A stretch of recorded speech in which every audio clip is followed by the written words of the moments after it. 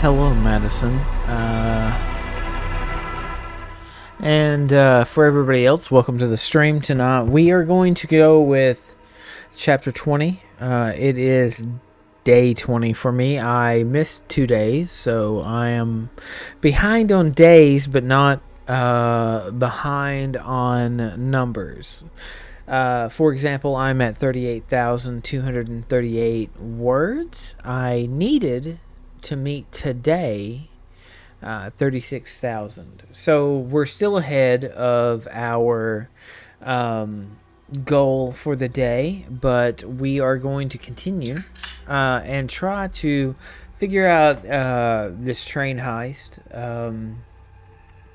I've already introduced all of the, the antagonist of this train heist, not the main antagonist of the story, but the antagonist of the train heist, and I'm going to try to figure out how to integrate them as well as everything else. It's a little daunting right now. I don't know exactly what I plan to do. I don't know how this chapter is going to turn out. I think that deep down that this is going to be a chaotic chapter, and it's going to require a lot more work than what's initially going to go into it.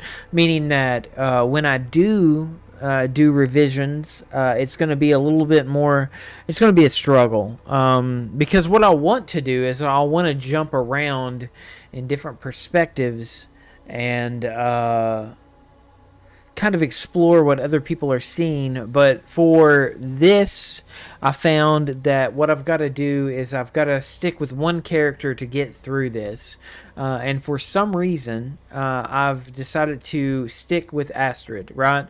And I think that's because out of all of the characters, this one is the one that isn't aware of different species, like have not met them, hasn't been able to travel space. So this is a way for me to make the audience connect with the unknown through somebody who's experiencing this for the first time, right?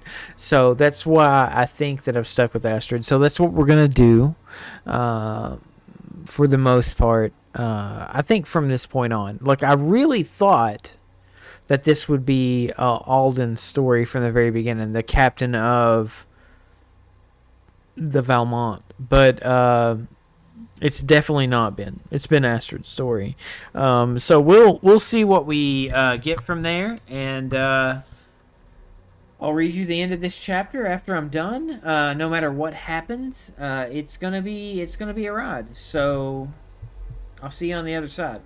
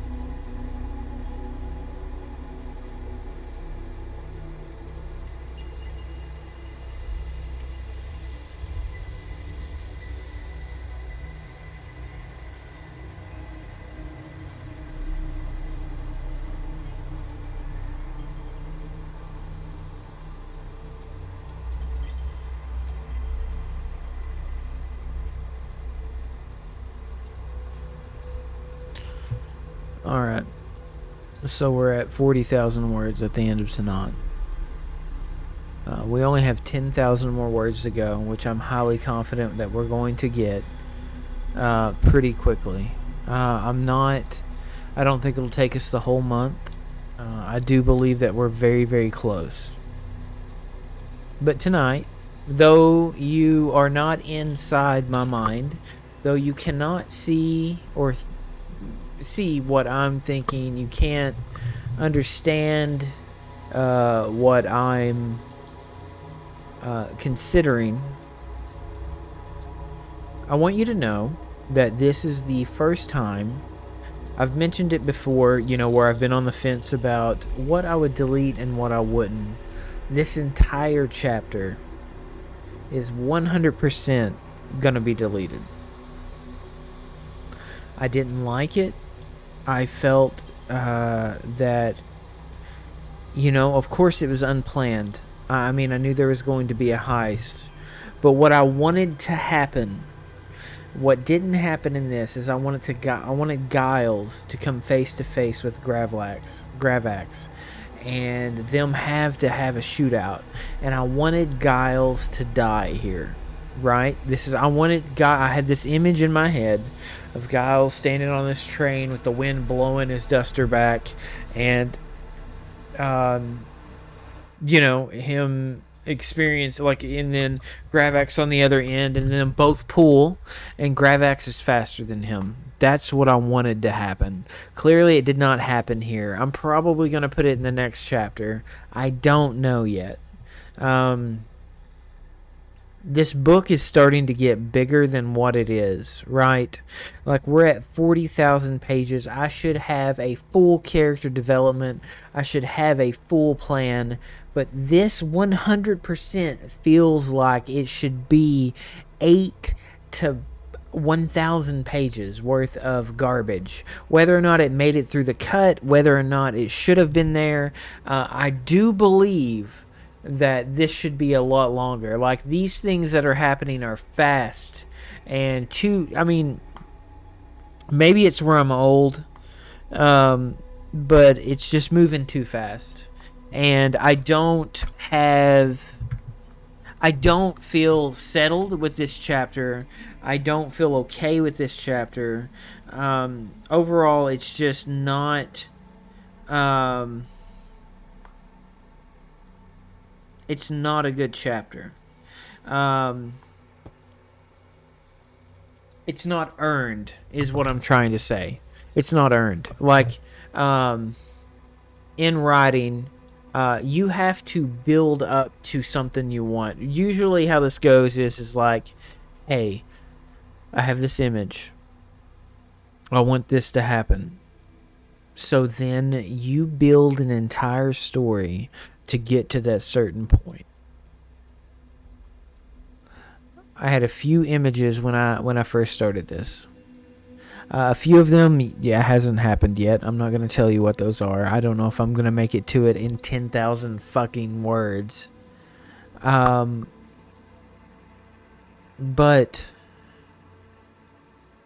Giles on the train, ready to draw on Gravax, was one of the images that I imagined.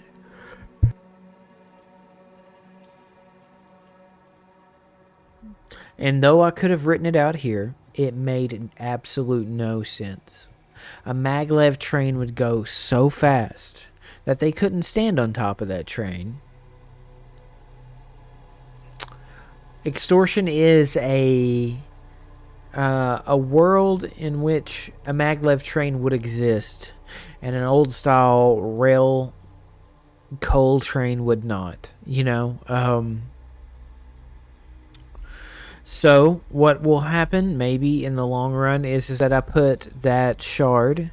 You don't understand any of this, what I'm about to tell you, but the shard of Alta on another planet that they have to go to. A more underdeveloped planet is what I'm going to have to do if I want that scene. But I have to decide whether or not that scene is worth it, right? Here I've progressed the story. And we'll read through this really quickly. And then I might bitch about it some more. But let's go ahead and start. Chapter 20, Flight Path. The hours passed slower, trapped in the living quarters with Bernice more than Astrid thought they would. Every small noise that was out of the ordinary caused her to tense up, waiting for a group to storm through the doors with guns blazing. Through these events, Bernice finally stood in her sitting position and announced it was time that they acted. Astrid pulled her Decker gear and followed Bernice out into the halls. They walked through each of them, looking at each door to see if there was a gravax in one of the rooms waiting for them with their weapons drawn at the ready. But there was none of that. Just people slumbering or still watching the landscape pass them by with a sunset that could only be described as apocalyptic. Through the sleeping quarters, back through the passenger seating and sleeping quarters, they came to a door that had a scanner attached to it. Bernice scanned her card. The red light went from green to red, and they stepped into the cabin full of boxes that were locked. If this had been a salvaging job, Astrid assumed that this was the point where somebody would have whispered, "Jackpot." Bernice had paid none of this any mind, and they moved through the tall stacks of crates and containers. At the end of the car were another door. This one had a keypad as well as a card reader. "You're up," Bernice pointed to the keypad. Astrid moved forward, activated her deck, and attached two extensions that she had brought along.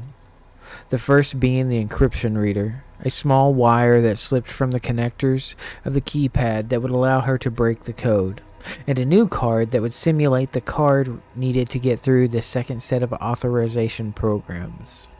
She connected the wires and slipped the card into the reader. Her deck started processing the data of the localized program, reading how it was set up, what the limitations were, and how many layers of defense were set up before she could get into the mainframe of the whole system. All the while, she ran another program that cloaked her presence. When the readings finally finished, she assessed the amount of security and assigned the correct programs that would slip through the wall to allow the programs to believe everything that was okay until it wasn't. This, she knew, would give her time that she and her crew needed. "Speed it up," Bernice whispered. "I think they have patrols." "I'm almost in," Astrid said, "but I'm going to need a spot on the other side of this door, a place to work for a while." "There will be," Bernice growled. "Just get us in." Astrid sent the packets needed to the correct databases. There was a second delay between the sending of the information and the reader light going from red to green. The doors slid open, and they both slipped into the car. Astrid, being sure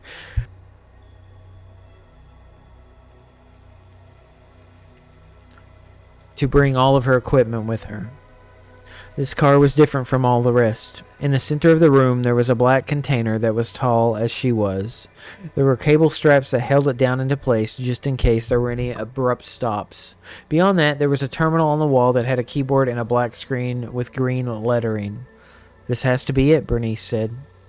"Check to be sure," Astrid said. "We can't leave this to chance." She watched as Bernice moved through the car, ripped off the straps, and kicked off the lid of the container. Astrid walked over and looked inside. There was a feeling of coldness that came over her skin and crawled up her spine. Looking down into the crate, she could see a rough shape of a triangle that was encased in foam. Though it wasn't polished or clean, below there was a dark crystal, like the shard that she had left on Valmont. She could see the inside of it. There was what looked like an entire galaxy floating in the black void of space. The feeling that she got just looking into it almost overwhelmed her. "This is it," Bernice whispered as she checked her guns. "This is it," Bernice said.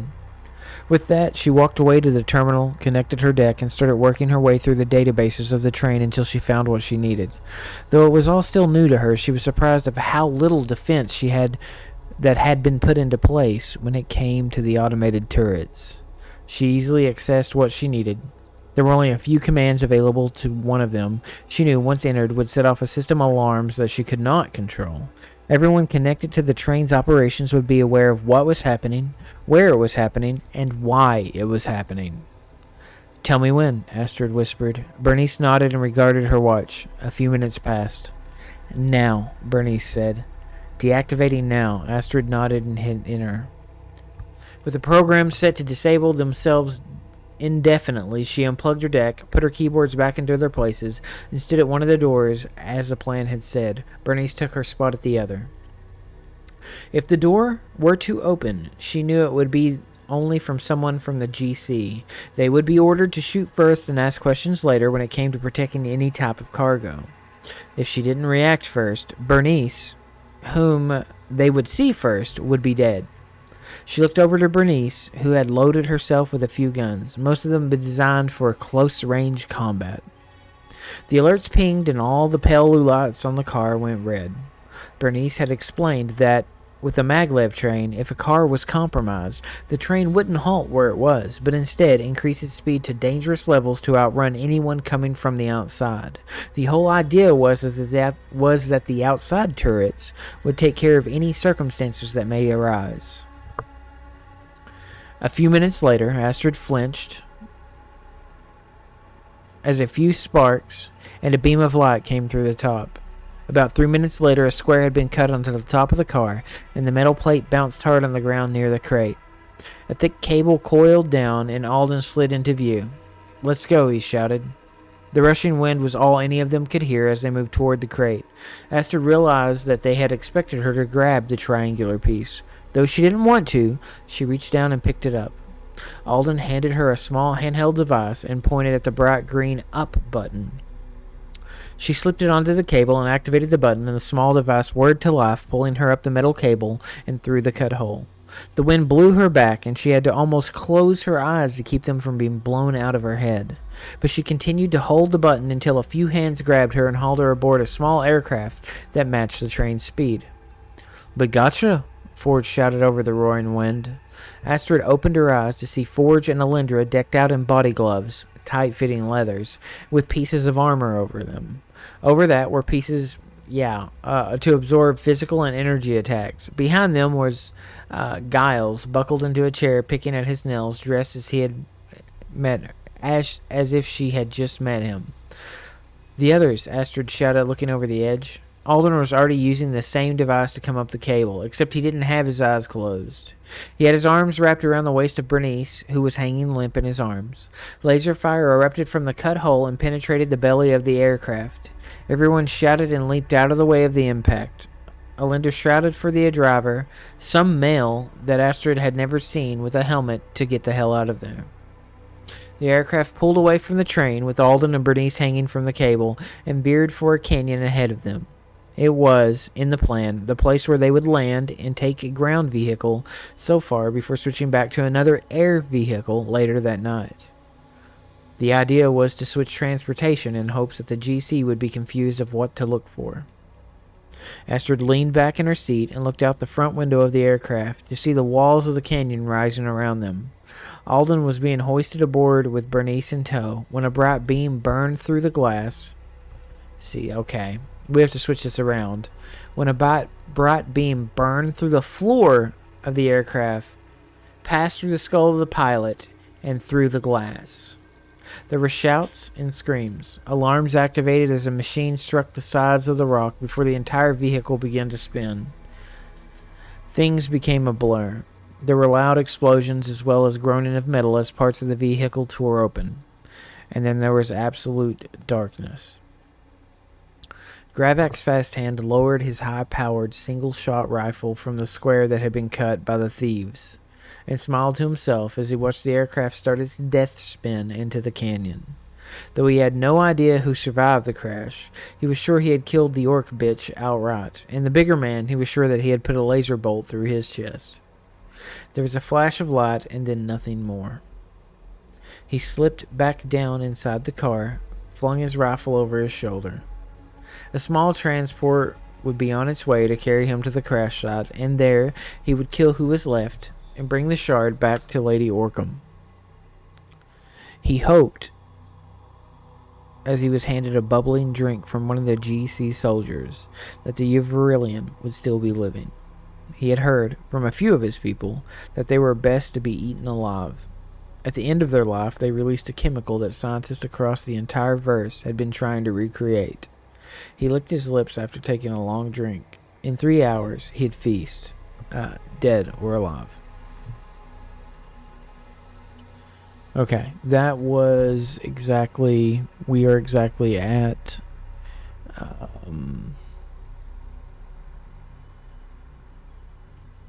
hold on here.